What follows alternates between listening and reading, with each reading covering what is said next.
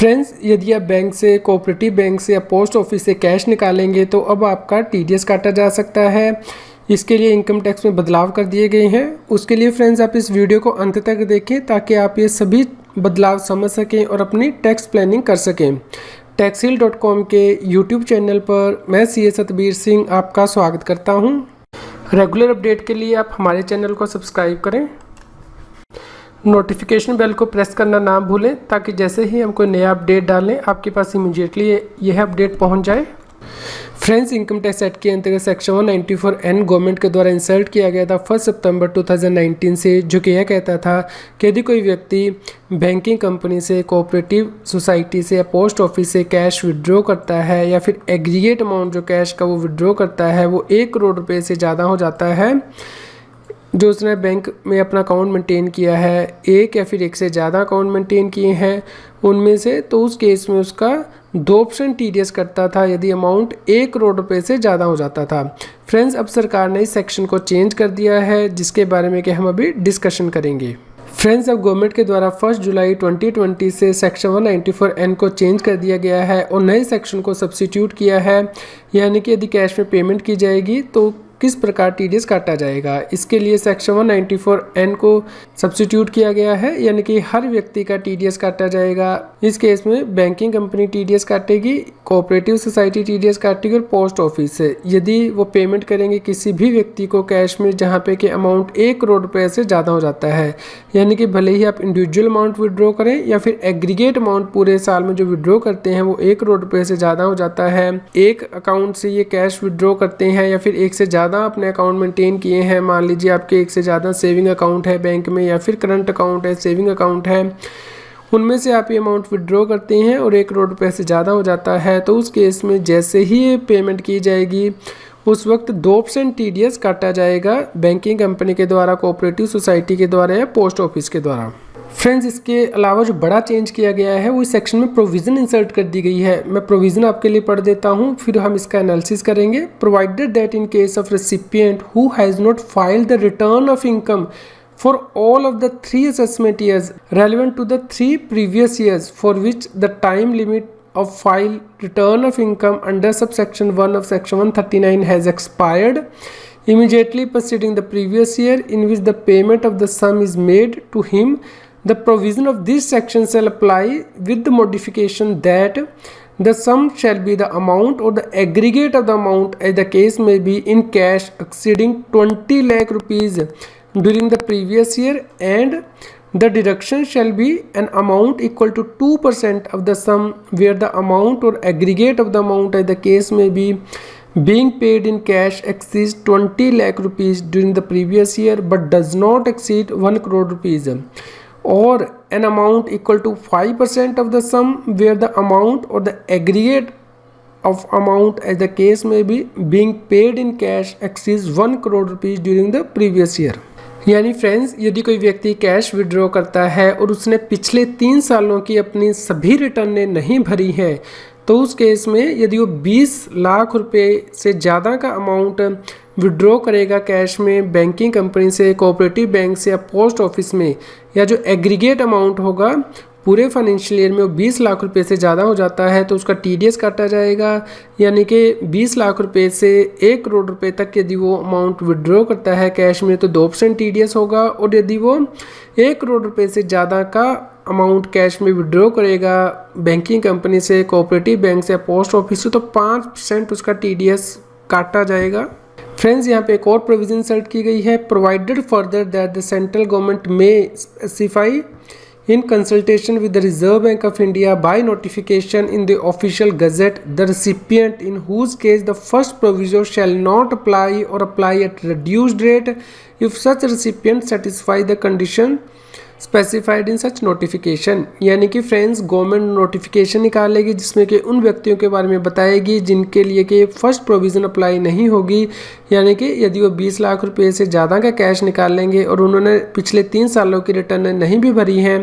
तब भी उनका टीडीएस नहीं काटा जाएगा या फिर कम रेट से काटा जाएगा। इसके लिए फ्रेंड्स कंडीशन नोटिफिकेशन में ही बताई जाएंगी।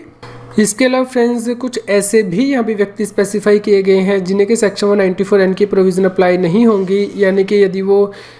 1 करोड़ रुपए से ज़्यादा का कैश निकालते हैं तो उस केस में उनका टीडीएस नहीं काटा जाएगा। जैसे कि कोई गवर्नमेंट है या फिर कोई बैंकिंग कंपनी है, कोऑपरेटिव सोसाइटी है जो कि बैंकिंग बिजनेस करती है, या पोस्ट ऑफिस है, वो यदि 1 करोड़ रुपए से ज़्यादा का कैश निकालेंगे तो उनका टीडीएस नहीं कटेगा।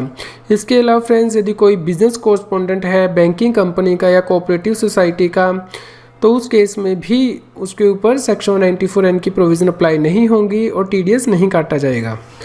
इसके अलावा फ्रेंड्स, यदि कोई white label automated teller machine operator है बैंकिंग कंपनी का, कोऑपरेटिव सोसाइटी का जो कि बैंकिंग बिजनेस करती है, जिसे कि ऑथराइज़ किया गया है आरबीआई के द्वारा under payment and settlement system act 2007, उनका भी टीडीएस नहीं काटा जाएगा यदि वो 1 करोड़ रुपये से ज़्यादा का कैश निकालते हैं।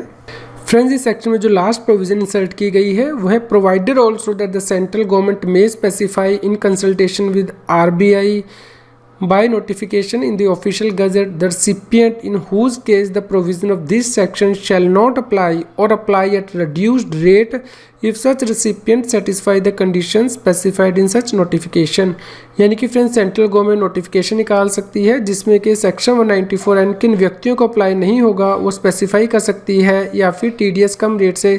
कटेगा इसके बारे में बता सकती है। इसके लिए कंडीशन भी नोटिफिकेशन में ही स्पेसिफाई की जाएंगी। फ्रेंड्स, इस सेक्शन पर मेरा कमेंट ये है कि एक व्यक्ति के कई अकाउंट हो सकते हैं बैंक्स के पास, यानी कि उसका सेविंग अकाउंट हो सकता है, करंट अकाउंट हो सकता है, फिक्स्ड डिपॉजिट अकाउंट हो सकता है, रेकरिंग डिपॉजिट अकाउंट हो सकता है। यदि ये सभी अकाउंट एक सिंगल इंडिविजुअल के नाम से हैं तो उस केस में इस सभी अकाउंट में से जो भी कैश निकाला जाएगा वो एग्रीगेट किया जा सकता है। यदि वो 1 करोड़ रुपये से ज़्यादा हो जाता है या फिर व्यक्ति पिछले 3 सालों की ITR नहीं फाइल करता है और 20 लाख रुपये से ज़्यादा हो जाता है ड्यूरिंग द फाइनेंशियल ईयर, तो उस केस में सेक्शन के अंतर्गत बैंक्स, कोऑपरेटिव सोसाइटी या पोस्ट ऑफिस टीडीएस काट सकते हैं।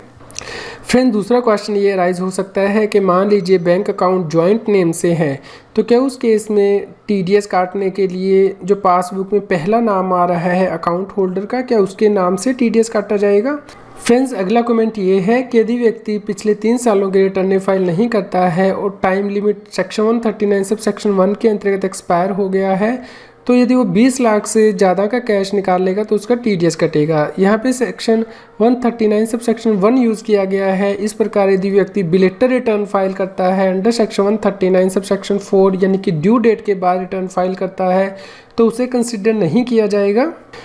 फ्रेंड्स, आपको नोटिफिकेशन नंबर 70/2019 को भी रेफ़र करना है जो 20 सितंबर 2019 को इशू की गई थी, जिसमें कि सरकार ने सेक्शन 194N के अंतर्गत एग्जम्पशन दी थी, यानी कि इन व्यक्तियों का टीडीएस नहीं कटेगा भले ही वो 1 करोड़ रुपए से ज़्यादा बैंक से कैश निकालते हैं। यानी कि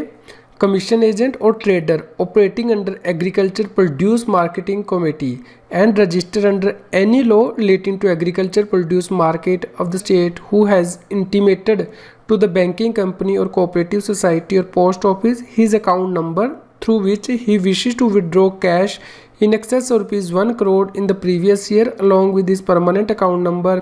and the detail of the previous year and has certified to the banking company or cooperative society or post office that the withdrawal of cash from account in excess of ₹1 crore during the previous year is for the purpose of making payment to the farmers on account of purchase of agriculture produce, and the banking company or cooperative society or post office has ensured that the PAN code is correct and the commission agent or trader is registered with APMC, and for this purpose necessary evidence have been collected and placed on record। इसके अलावा friends, आपको notification number 80/2019 को भी refer करना है जो कि 15 अक्टूबर 2019 को इशू किया गया था, जिसमें कि बताया गया था कि कौन से ऐसे व्यक्ति हैं जो 1 करोड़ रुपए से ज़्यादा का कैश निकालेंगे तो भी उनका टीडीएस नहीं कटेगा। यानी कि authorised dealer, audit franchisee agent, sub agent, full fledged money changer licence by RBI. इसके लिए उन्हें सेपरेट बैंक अकाउंट मेंटेन करना है इस विड्रॉल के लिए, ताकि वो फॉरेन करेंसी परचेज कर सकें और डिसबर्स कर सकें। इसके लिए उन्हें सर्टिफिकेट बैंक को फर्निश करना है कि वो इस पर्पज़ से ही कैश बैंक से निकाल रहे हैं। फ्रेंड, चलिए समराइज़ कर लेते हैं कि 1 जुलाई 2020 से कैश विड्रॉल पर टीडीएस किस प्रकार कटेगा सेक्शन 194N के अंतर्गत है। फ्रेंड्स, इस केस में देखा जाएगा कि क्या व्यक्ति ने पिछले 3 असेसमेंट ईयर की रिटर्न फाइल की हैं, यानी कि immediately preceding the previous year. Friends, यदि उसने रिटर्न फाइल की है तो यदि वो कैश विड्रॉ करेगा 1 करोड़ रुपया या फिर उससे ज़्यादा प्रीवियस ईयर में एक या फिर एक से ज़्यादा अकाउंट से, तो उस केस में उसका 2% TDS काटा जाएगा यदि वो कैश विड्रॉ करेगा। लेकिन यदि अमाउंट 1 करोड़ रुपये से कम है तो TDS नहीं कटेगा। लेकिन यदि उसने पिछले 3 सालों की इनकम टैक्स की रिटर्न फाइल नहीं की है as per section 139 sub section 1 के अकॉर्डिंग जो ड्यू डेट्स थी, तो उस केस में फ्रेंड्स ये देखा जाएगा कि क्या cash withdrawal during the year 20 lakh रुपया से ज़्यादा है एक या फिर एक से ज़्यादा बैंक अकाउंट से। यदि नहीं तो TDS नहीं काटा जाएगा। लेकिन यदि अमाउंट 20 लाख रुपया से ज़्यादा हो रहा है कैश विड्रॉल का तो 2% TDS काटा जाएगा। यदि अमाउंट 20 लाख रुपये से एक्सीड हो रहा है और 1 करोड़ रुपये तक है, और यदि अमाउंट 1 करोड़ रुपये से ज़्यादा हो जाएगा तो 5% TDS काटा जाएगा। फ्रेंड्स, आप इस न्यूज़ को लाइक कीजिए और अधिक से अधिक लोगों तक शेयर कीजिए ताकि वो इनकम टैक्स की इस कॉम्प्लायंस को कर सकें, और आप अपने क्लाइंट को भी इन्फॉर्म कर दीजिए कि वो अपनी इनकम टैक्स की रिटर्न रेगुलरली फाइल करें ताकि उनका इस सेक्शन के अंतर्गत TDS ना कटे। फ्रेंड्स, यदि किसी व्यक्ति का सेक्शन 194N के अंतर्गत TDS कटता है तो जो अपनी इनकम टैक्स की रिटर्न को फाइल करेगा उस वक्त इस TDS को अपनी टैक्स लायबिलिटी से एडजस्ट कर सकता है। यदि उसकी टैक्स लायबिलिटी नहीं है तो वो रिफंड क्लेम कर सकता है। फ्रेंड्स, अब आप मेरे चैनल CA सतबीर सिंह की मेंबरशिप को ज्वाइन कर सकते हैं, जिससे कि जो एक्सक्लूसिव वीडियोज़ हैं सिर्फ मेंबर्स के लिए income tax, GST, finance, extra पर उन्हें रेफ़र कर सकते हैं। फ्रेंड्स, जिन लोगों ने CA सतबीर सिंह चैनल की मेंबरशिप ली है उनके लिए मेंबर्स ओनली वीडियो का लिंक इस न्यूज़ की वीडियो डिस्क्रिप्शन में भी दिया गया है और सेपरेट से प्लेलिस्ट भी दी गई है, आप वहां जाके ये वीडियो देख सकते हैं।